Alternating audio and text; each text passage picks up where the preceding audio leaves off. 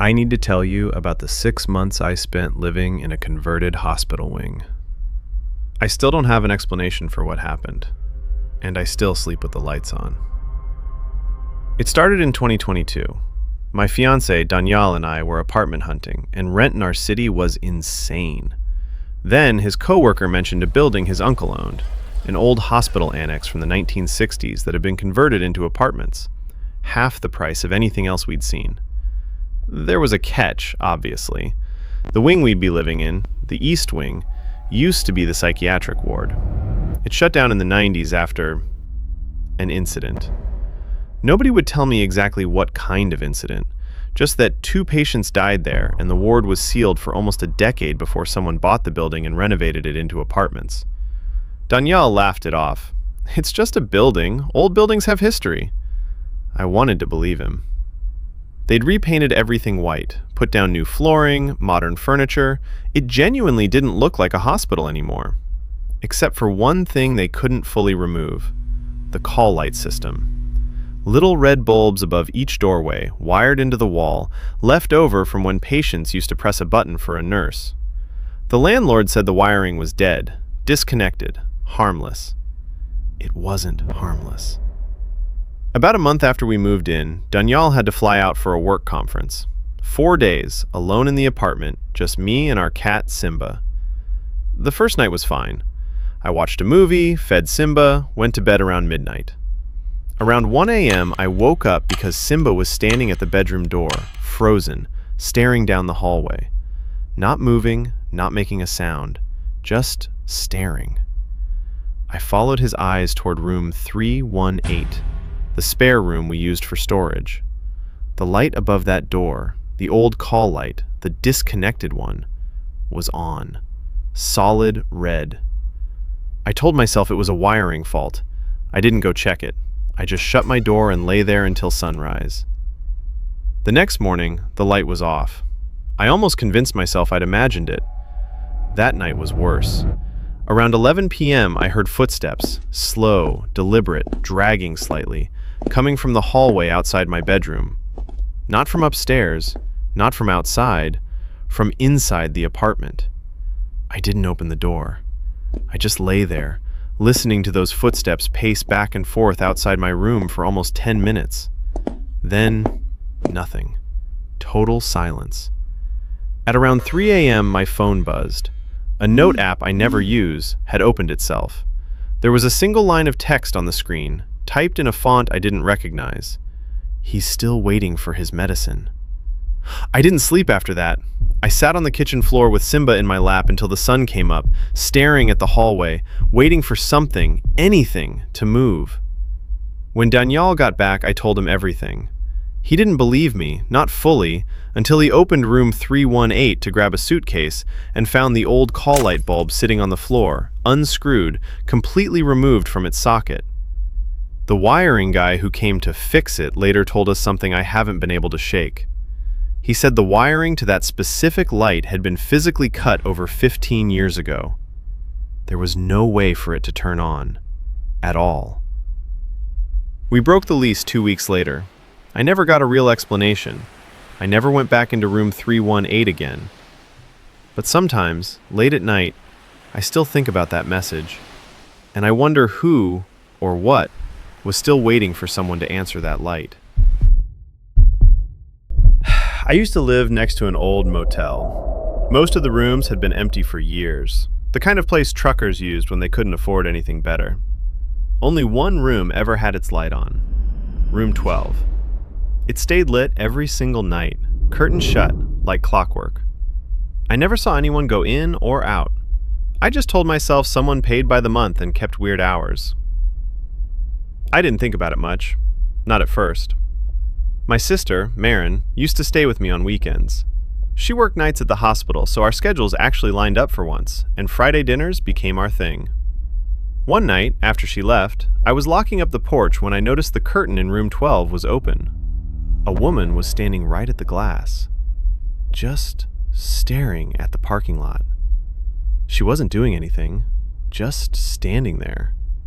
But something about it made the back of my neck go cold. Then she saw me looking. She smiled.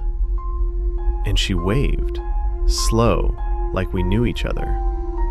I gave an awkward little wave back, said nothing, and went inside fast. I told myself she was probably just lonely. Motels make people lonely. That's what I told myself anyway. I spent the rest of the night half watching TV, trying to shake the feeling that I was still being looked at. Around 1 a.m., there was a knock at my door. Soft, just 2 knocks. I checked the window. Nobody. 15 minutes later, I heard it again, except this time it came from the back door, the one that leads out to the carport. I told myself it was the wind. The wind doesn't knock twice. I checked the carport anyway. My car door was open. Not broken into, just open, like someone had popped it and changed their mind. I stood there for a second, scanning the dark, heart going harder than I wanted to admit. Nothing moved. I shut the door, locked it, and went back inside. That's when I smelled it. Lavender. Strong, like perfume someone had put on with their whole hand. It hadn't been there an hour ago. I told myself the knocking and the smell were 2 separate things. Coincidence. I almost believed it. I went to bed with the hallway light on, which I never do. I don't know how long I'd been lying there before I heard it. Footsteps. Light ones. Moving fast, almost playfully down the hallway. Then a giggle. A woman's giggle, right outside my door. I called the police with my hand shaking so bad I could barely hold the phone. I whispered that someone was in my house. While I waited, I grabbed the bat from my closet and stepped into the hallway. Empty. Quiet. Then I got to the kitchen. She was standing at my sink, facing the window, in a faded floral dress that looked decades old. Her hair was the same woman from room 12. Without turning around, she said very calmly, "I knew you'd come find me." Then she spun and ran straight at me. I bolted into the bathroom and threw the lock just as her hand hit the door. She didn't scream. She didn't pound. She just talked. Soft and steady, asking me to open up like we were old friends having a disagreement. Then, nothing. Silence. A minute later, I heard the front door, heavy boots, a voice calling out, "Police department!" When I opened the bathroom door, she was gone. The back door stood wide open. On the kitchen floor, right where she'd been standing, was one of my own steak knives. The next morning, 2 officers and I walked over to the motel to ask about room 12. The manager looked at the photo of the woman one of the officers had sketched from my description, and his face went pale. He said nobody had rented that room in over 3 years. Not since the woman who used to live there walked out one night and never came back. He said her name was Dahlia, and that she always wore lavender perfume. I never told anyone how the light in that room kept turning on every night after that, right up until the place got torn down. I still don't park in that carport if I can help it. I never told anyone that the house counted my footsteps.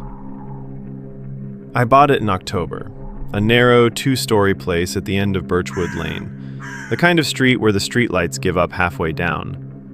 The realtor called it a fixer-upper with character.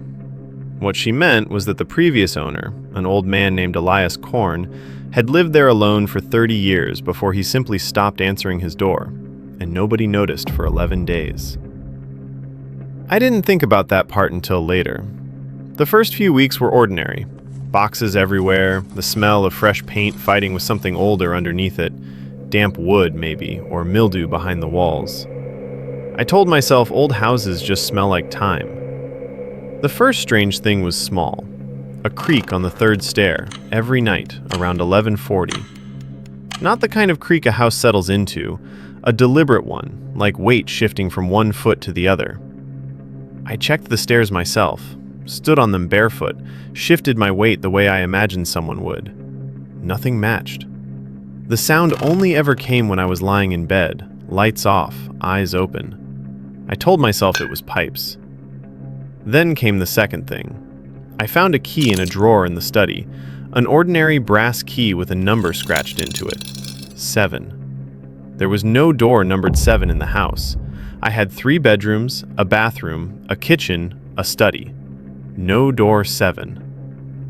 I searched the basement for an hour before I found it. A panel of drywall, painted to match the wall around it almost perfectly, except for a hairline seam at the edges. Behind it, a door. Small, low, made of old oak with a tarnished brass plate that read 7. I didn't open it that night. I told myself I'd deal with it in daylight. I lay in bed instead, staring at the ceiling, and at 11:40 the stair creaked again, slow, deliberate, 1 foot and then the other, and I realized, for the first time, that the sound was getting closer to my door each night. Not louder, closer. The next morning I called the neighbor, an elderly woman named Mrs. Aldis, who'd lived 3 houses down since before I was born. I asked her about Elias Korn. "He kept to himself," she said. "Lights on at strange hours. Sometimes you'd hear him talking, like he had company, but nobody ever saw anyone come or go." She looked at me a long moment. "You found the door yet?" I didn't answer. She nodded like I already had. "Don't open it at night," she said. "He never did. Said it only listened after dark." I should have left it alone. I know that now. But the not knowing was worse than anything the door could hold. So 2 days later, at noon, with every light in the house on, I went down and opened door number 7. It was a crawl space. Maybe 4 feet high, 6 feet deep, walls lined with insulation foam that had been carved, not torn, carved with something sharp, into hundreds of thin vertical lines, like tally marks. Thousands of them. And at the very back, barely visible, a child's chalk drawing of a staircase. 11 steps. My staircase only had 10.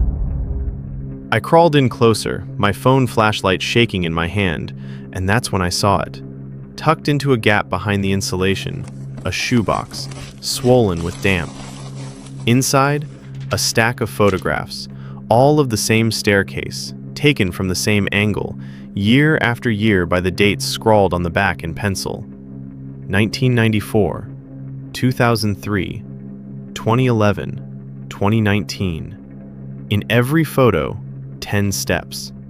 Except one. The photo dated only 6 months before Elias Korn stopped answering his door.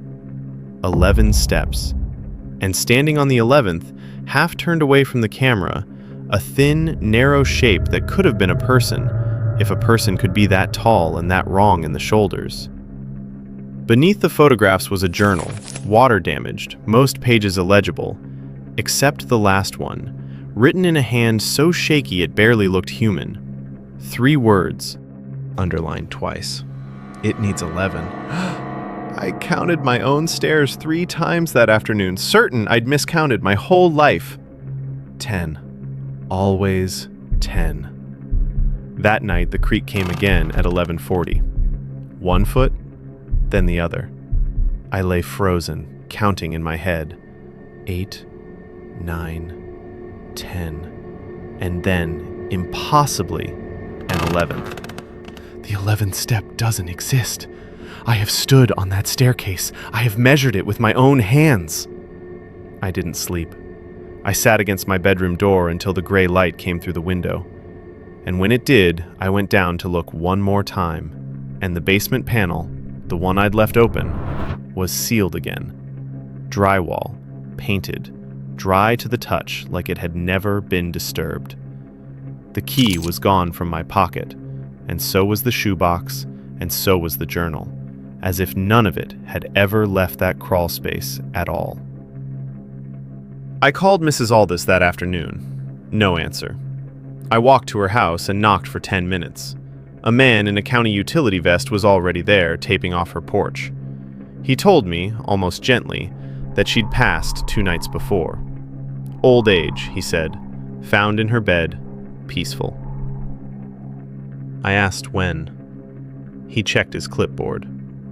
The 11th, around midnight. I haven't gone back down to the basement. I sleep with the lights on now, every one of them. And some nights, that's enough.